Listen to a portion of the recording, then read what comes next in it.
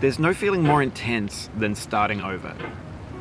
If you deleted your homework the day before it was due, as I have, or if you left your wallet at home and you have to go back after spending an hour in the commute. If you won some money at the casino and then put all your winnings on red but it came up black.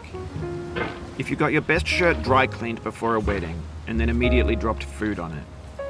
If you won an argument with a friend and then later discovered that they just returned to their original view. Starting over is harder than starting up. If you're not ready for that, like if you've already had a bad day, then what you're about to go through might be too much. Feel free to go away and come back. I'll be here. Alright, thanks for coming with me on this trip. I'll understand if you have to take a break at any point. Just find a safe place to stop and quit the game. And don't worry, I'll save your progress, always, even your mistakes. This game is a homage to a free game that came out in 2002, titled Sexy Hiking.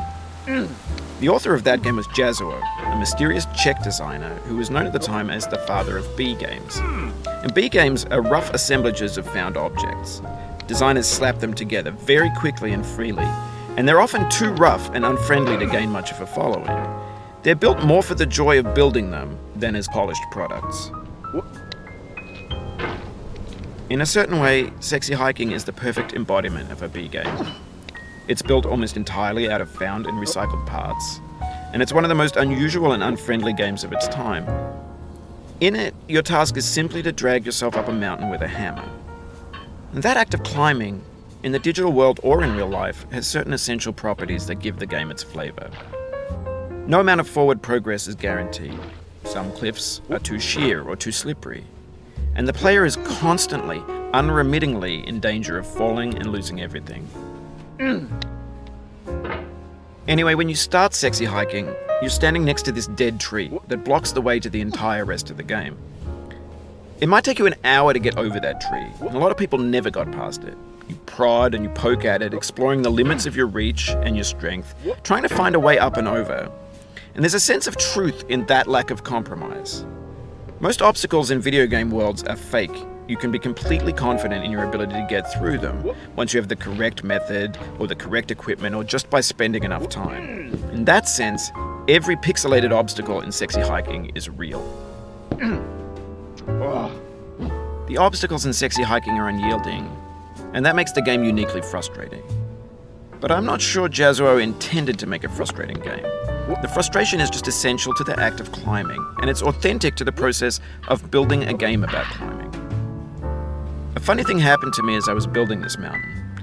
I'd have an idea for a new obstacle, and I'd build it, test it, and it would usually turn out to be unreasonably hard. But I couldn't bring myself to make it easier. It already felt like my inability to get past the new obstacle was my fault as a player rather than as a builder. Imaginary mountains build themselves from our efforts to climb them, and it's our repeated attempts to reach the summit that turns those mountains into something real. When you're building a video game world, you're building with ideas, and that can be like working with quickset cement. You mold your ideas into a certain shape that can be played with, and in the process of playing with them, they begin to harden and set until they're immutable, like rock. And at that point, you can't change the world. Not without breaking it into pieces and starting fresh with new ideas. For years now, people have been predicting that games would soon be made out of prefabricated objects, bought in a store and assembled into a world. And for the most part, that hasn't happened, because the objects in the stores are trash. I don't mean they look bad or that they're badly made, although a lot of them are. I mean they're trash in the way that food becomes trash as soon as you put it in the sink. Things are made to be consumed and used in a certain context, and once the moment is gone, they transform into garbage. In the context of technology, those moments pass by in seconds. Over time, we've poured more and more refuse into this vast digital landfill that we call the internet. It now vastly outnumbers and outweighs the things that are fresh and untainted and unused. When everything around us is cultural trash, trash becomes the new medium, the lingua franca of the digital age. And you can build culture out of trash, but only trash culture. B games B movies, B music, B philosophy. Maybe this is what digital culture is. A monstrous mountain of trash, the ash heap of creativity's fountain. A landfill with everything we ever thought of in it. Grand, infinite, and unsorted. There's 3D models of breakfast, Gen X's fanfic novels, scan magazines, green screen Shia LaBeouf, banned snuff scenes on LiveLeak. Facebook's got lifelike bots with unbranded adverts and candid shots of Kanye and Taylor Swift mashups, car crash epic failed GIFs, Russian dashcam vids, discussions of McRibs, discarded, forgotten, unrecycled, muddled, rotten, untitled. Everything's fresh for about 6 seconds, until some newer thing beckons and we hit refresh. And there's years of persevering disappearing into the pile, out of style, out of sight. In this context, it's tempting to make friendly content that's gentle, that lets you churn through it but not earn it. Why make something demanding if it just gets piled up in the landfill, filed in with the bland things? When games were new, they wanted a lot from you. Daunting you, taunting you, resetting and delaying you. Players played stoically. Now everyone's turned off by that. They want to burn through it quickly, a quick fix for the fickle, some tricks for the clicks of the feckless. But that's not you, you're an acrobat. You could swallow a baseball bat. Now I know, most likely you're watching this on YouTube or Twitch, while some dude with 10 million views does it for you. Like a baby bird being fed chewed up food. That's culture too. But on the off chance that you're playing this, what I'm saying is, trash is disposable, but maybe it doesn't have to be approachable. What's the feeling like? Are you stressed? I guess you don't hate it if you got this far, feeling frustrated. It's underrated. An orange is sweet, juicy fruit locked inside a bitter peel. That's not how I feel about a challenge. I only want the bitterness. It's coffee. It's grapefruit. It's licorice. It feels like we're closer now. Composer and climber, designer and user. You could have refused, but you didn't. There was something in you that was hidden, that chose to continue.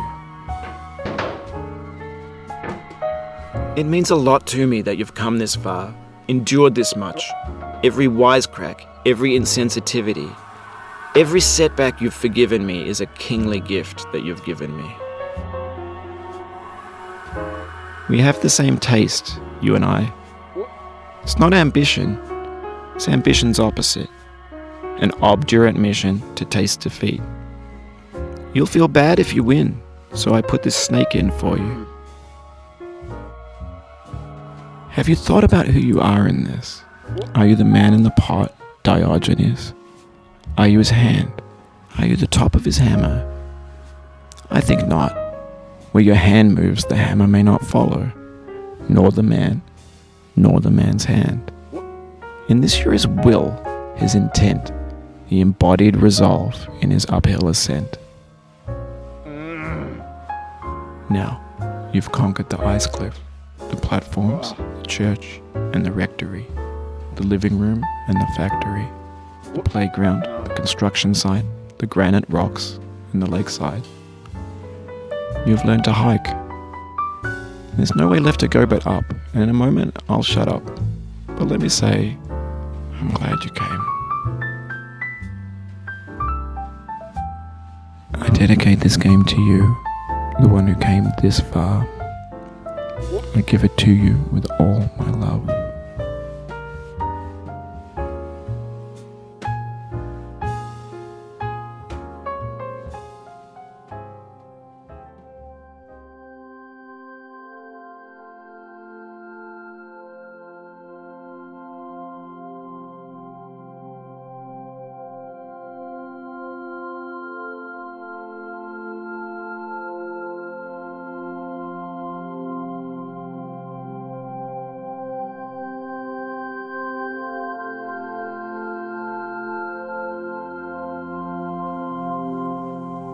I'm going down the road feeling bad. Lord, I'm going down the road road feeling bad.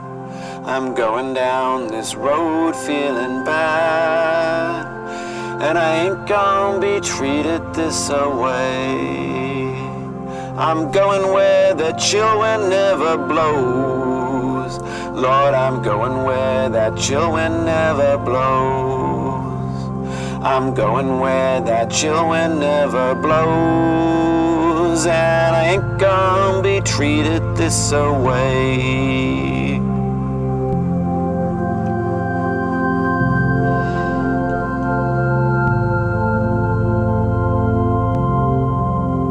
I'm going where the climate suits my cauldron. I'm going where my cauldron's never cold. I'm going where the climate suits my cauldron. I ain't gonna be treated this away.